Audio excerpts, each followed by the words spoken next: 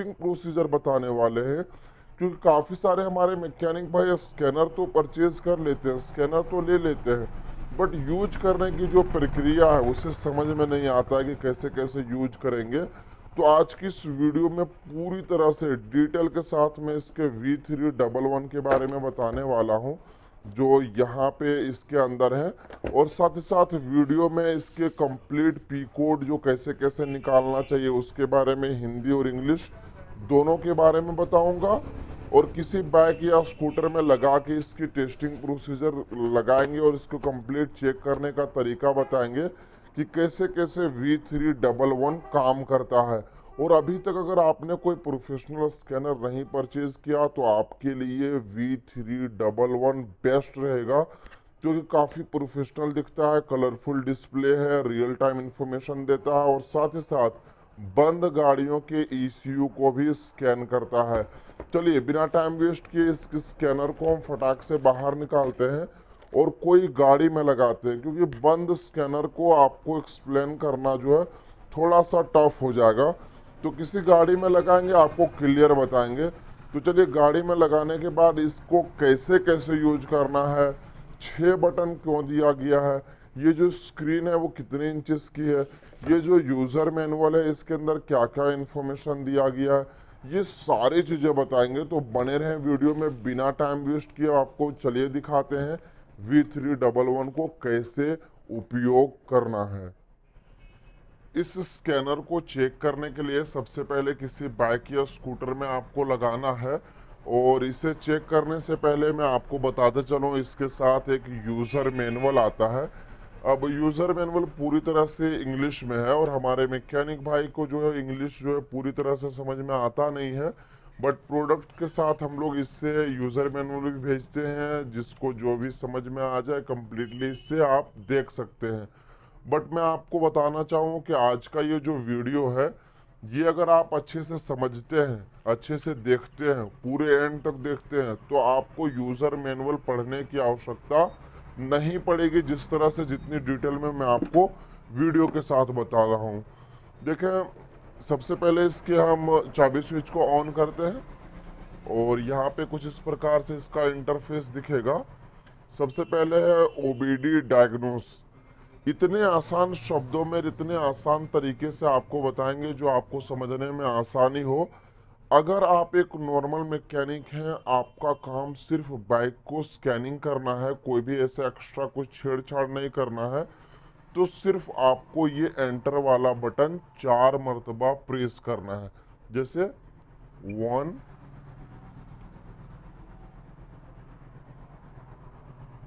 2 3 4, 4 मरतबा अगर प्रेस करते हैं सिर्फ एंटर वाले बटन को, तो डायरेक्टली जितने भी फॉल्ट कोड रहेंगे गाड़ी में वो आपको कंप्लीट स्कैनर जो है यहाँ पे बता देगा। तो एक सबसे पहले हम लोग क्या किए कि बेसिक से शुरू किए कि अगर कोई नॉर्मल मैकेनिक है, अगर स्कैनर वो लेता है, तो चेक करने के समय जो ज़्यादा घबराने की आवश्यकता नहीं है। सिर्फ एंटर वाले बटन को 4 अटेम्प्ट प्रेस कीजिए, डायरेक्ट प्रॉब्लम तक पहुंच सकते हैं। ये तो नॉर्मल हो गया।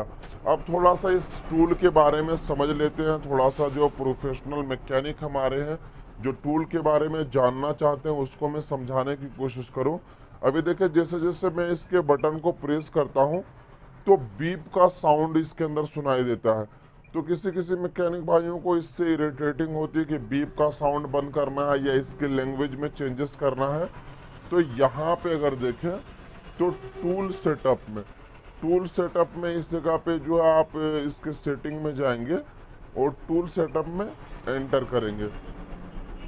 देखिए यहाँ पे दूसरे नंबर पे जो है लैंग्वेज का ऑप्शन दिया हुआ है, बट माफ कीजिएगा इसमें हिंदी लैंग्वेज आपको नहीं मिलेगा। जैसे एंटर करेंगे, कई सारे ऐसे स्पेनिश, पुर्तगाली, चाइनीज लैंग्वेजेस के अंदर दिया गया, बट सबसे सूटेबल लैंग्वेज सभी मैकेनिक भाइयों के लिए इंग्लिश है, तो इसे इंग्लिश में हम लोग सेट कर दिए हैं। कभी भी अगर लैंग्वेज चेंज भी हो जाता है तो आप सेटिंग में आके लैंग्वेज को बदल सकते हैं। साथ ही साथ जो मैं बात कर रहा था बीप का, तो अभी बीप ऑन है, तो यहाँ पे यह जो आइकन, बेल आइकन दिख रहा है, ये आपका बीप ऑन है जब दिखेगा। यहाँ से बीप वाले ऑप्शन पे जाएंगे और यहाँ पे जाके इसका बीप को ऑन कर सकते हैं, ऑफ कर सकते हैं। देखें अभी बीप को मैंने ऑफ किया तो यहाँ से बेल का आइकन चला गया। जब इसे ऑन कर देंगे तो बेल का आइकन इसके अंदर से चला आएगा। देखें ऑन भी कर दिए। फिर यहाँ से हम एग्जिट जाके अगर इसके कंप्लीट स्क्रीन को ही चेक करना हो तो डिवाइस सेल्फ में टेस्ट कर सकते हैं, बट ये हमारे मैकेनिक भाइयों के लिए नहीं है। अगर आप चाहें तो यहाँ पे स्क्रीन टेस्ट इसका कर सकते हैं, की टेस्ट कर सकते हैं। बहुत सारे ऐसे अलग अलग विभिन्न प्रकार के ऑप्शन इसके अंदर दिया हुआ है, बट मेन यहाँ पे हम लोग इसको नहीं जानेंगे। मेन इसके इम्पोर्टेंट जो जो सारी चीज़ें जिसके बारे में हम लोग को डेली लाइफ में फेस करना पड़ेगा प्रॉब्लम, उस चीज़ के बारे में जानेंगे। तो सबसे पहले हम चले जाएंगे ओबीडी डायग्नोसिस पे। यहाँ पे देखें ओबीडी डायग्नोस। अब इसके ऊपर जाने के बाद एंटर वाले बटन को प्रेस करेंगे। थोड़ा सा प्रोसेसिंग में टाइम लेगा और जितना भी काला चिट्टा रहेगा गाड़ी का सारा आपको यहाँ पे देखने को मिलेगा। क्या गाड़ी के अंदर है क्या नहीं है, वो सारी चीजें। देखिए शुरू करते हैं सबसे पहले यहाँ से MIL स्टेटस, यानी माल फंक्शन इंडिकेटर लैंप इस गाड़ी का जो है वो ऑफ है। यहाँ पे दिख रहा है ऑफ। अगर मैं स्क्रीन पे भी दिखा दूं तो यहाँ पे दिखाइए अभी गाड़ी का ये देखें चकलाइट जला हुआ है। जैसे गाड़ी को स्टार्ट करेंगे चला गया। तो यही चीज हमारा स्कैनर बता रहा है कि आपकी गाड़ी में जो मीटर का चकलाइट है वो ऑफ है। अगर ये ऑन होता तो पता क्या चला कि कहीं ना कोई सेंसर या एक्चुएटर की खराबी है। दूसरे स्टेप में DTS इन द ECU, यानी इसके गाड़ी के अंदर आज से पहले 9 ऐसे अलग अलग सेंसर्स और एक्चुएटर्स की जो है खराबी थी, जिसके अंदर से मैंने जो है इसका नॉट कंप्लीट जो हुआ, यानी इसका जो अगर यहाँ पे देखें रेसिडेंस कंप्लीट 5, यानी 5 चीजों को इसका मैंने कंप्लीट टेस्टिंग कर लिया है। और नॉट कंप्लीट अगर देखें तो 0। आप समझने की कोशिश करें, 9 तरह की इसके अंदर खराबी थी, जिसमें से मैंने सारी खराबियों को फिक्स कर दिया है। अब यहाँ पे सिर्फ 0 जो है नॉट कंप्लीटेड दिख रहा, बाकी सारी चीजों को मैंने फिक्स कर दिया। अभी तक इस स्कूटर में जो टोटल प्रॉब्लम क्रिएट हुआ है वो 25, यानी इसके सेंसर्स, एक्चुएटर्स, फ्यूज, वायरिंग का जो प्रॉब्लम क्रिएट हुआ है वो 25 हुआ है। अगर आपके पास कोई कस्टमर आता और बताता कि मेरी गाड़ी में कभी भी कोई प्रॉब्लम नहीं हुआ है, आपके गैराज में काम करवाने के बाद प्रॉब्लम उत्पन्न हुआ, तो आप यहाँ पे लगा के चेक कर सकते हैं कि टोटल प्रॉब्लम कितना हुआ है। तो देखें 25 प्रॉब्लम इसके अंदर से टोटल था। अब यहाँ पे एक और इम्पोर्टेंट यहाँ पे जो है स्कैनर ही आपको डिटेक्ट करके बताएगा। अगर देखें यहाँ पे जो सेकेंड लास्ट में जो दिख रहा है आपको इग्निशन लिखा हुआ देखने को मिल रहा है, यानी इस गाड़ी में स्पार्क जनरेट हो रहा है कि नहीं। गाड़ी बंद अगर आपकी गाड़ी आती है आपके गैराज में तो बाहर से ही चेक कर सकते हैं। तो देखिए इग्निशन इस गाड़ी का स्पार्क कर रहा है, जिससे क्लियर पता चलता है कि गाड़ी में करंट की समस्या नहीं है, गाड़ी स्टार्ट हो रही है। प्रोटोकॉल टाइप जो इसका है वो कैन है। किसी में कैन हाई, किसी में कैन लो होता है। अलग अलग प्रोटोकॉल टाइप से इसका ओबीडी स्कैनर काम करता है।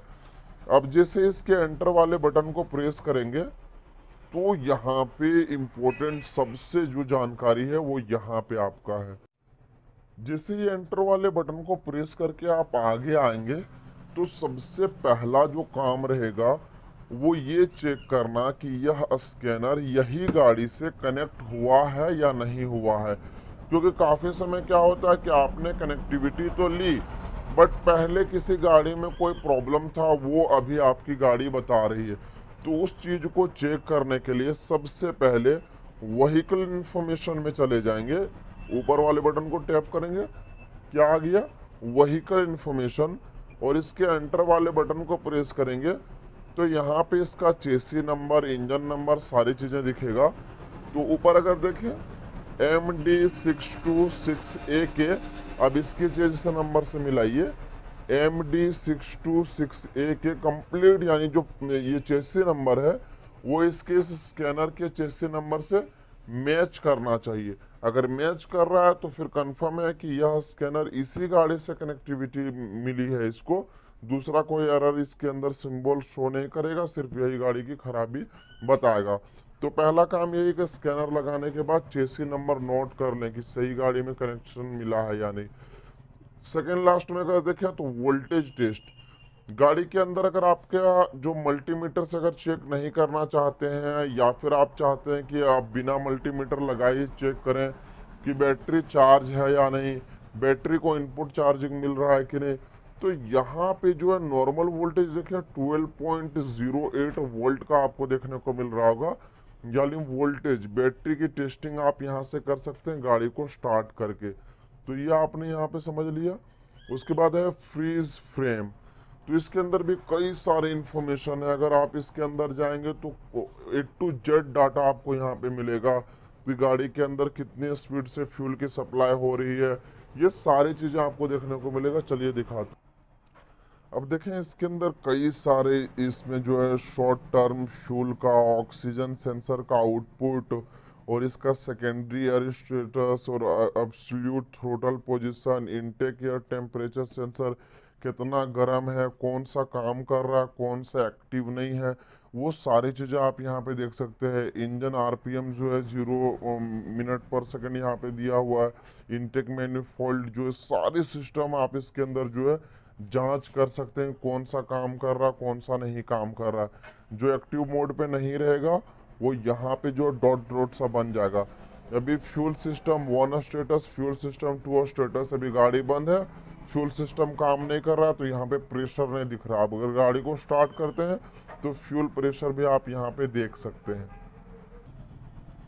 डायग्नोस्टिक मेन्यू में अगर देखें तो आपको इसके अंदर 7 ऐसे अलग अलग टाइप के इंफॉर्मेशन देखने को मिलेगा, जिसमें से आपका ज्यादातर जो काम में आने वाला है वो 4, यानी व्हीकल इंफॉर्मेशन पहला, दूसरा वोल्टेज टेस्ट, तीसरा रीड कोड, और चौथा एरेज कोड। यही 4 जो है आपके काम के हैं। बाकी फ्रीज फ्रेम, डाटा स्ट्रीम और आइम रेडीनेस जो है, इसके अंदर क्या गतिविधि है, वो सारी चीजें आपको यहाँ पे देखने को मिलेगा। अगर आपको सारी चीजें जानना है तो आप आइम रेडीनेस पे भी जा सकते हैं, और यहाँ पे इसका जो है सिंस डीटीसी वेयर क्लियर्ड कर सकते हैं इसके अंदर जाने के बाद। अगर इसके अंदर जाएंगे तो देखिए कंप्लीट क्या चीज ओके है और क्या चीज नॉट अवेलेबल है, वो सारी चीजें बताएगा। देखें यहाँ पे क्या लिखा हुआ, ऑक्सीजन सेंसर हीटर मॉनिटर क्या है, ओके है, एकदम परफेक्ट तरीके से काम कर रहा है।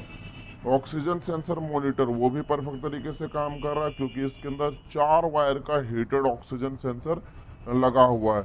उसके बाद इवेपोरेट सिस्टम, यानी जो चारकोल कैनिस्टर सिस्टम है वो भी ओके है। और heated satellite monitor, compression monitor, fuel system monitor इसका ओके है, क्योंकि फ्यूल पंप परफेक्ट तरीके से काम कर रहा है। मिस फायर मॉनिटर मतलब नहीं है, गाड़ी के अंदर कोई भी मिस फायरिंग नहीं है। इस तरह से कई सारे इंफॉर्मेशन इसके अंदर है जो आप यहाँ से जान सकते हैं।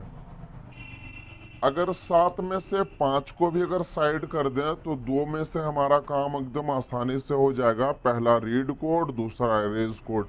यानी सबसे पहले इस चीज को हम पढ़ेंगे कि गाड़ी के अंदर क्या खराबी है। तो देखें यहाँ पे 3 तरह से ऑप्शन आता है रीड कोड के अंदर, कि करंट फॉल्ट जानना है, पेंडिंग फॉल्ट जानना है, या परमानेंट फॉल्ट जानना है। इन तीनों के मतलब को आपने समझ लिया होगा। परमानेंट फॉल्ट मतलब क्या है कि आज से पहले कभी भी गाड़ी में कोई प्रॉब्लम है तो वो आपको इसके अंदर दिखेगा। पेंडिंग फॉल्ट यानी पहले जो खराबी रहेगा वो आपको इसमें दिखेगा। करंट फॉल्ट यानी अभी गाड़ी के अंदर क्या खराबी है वो इसके अंदर दिखेगा।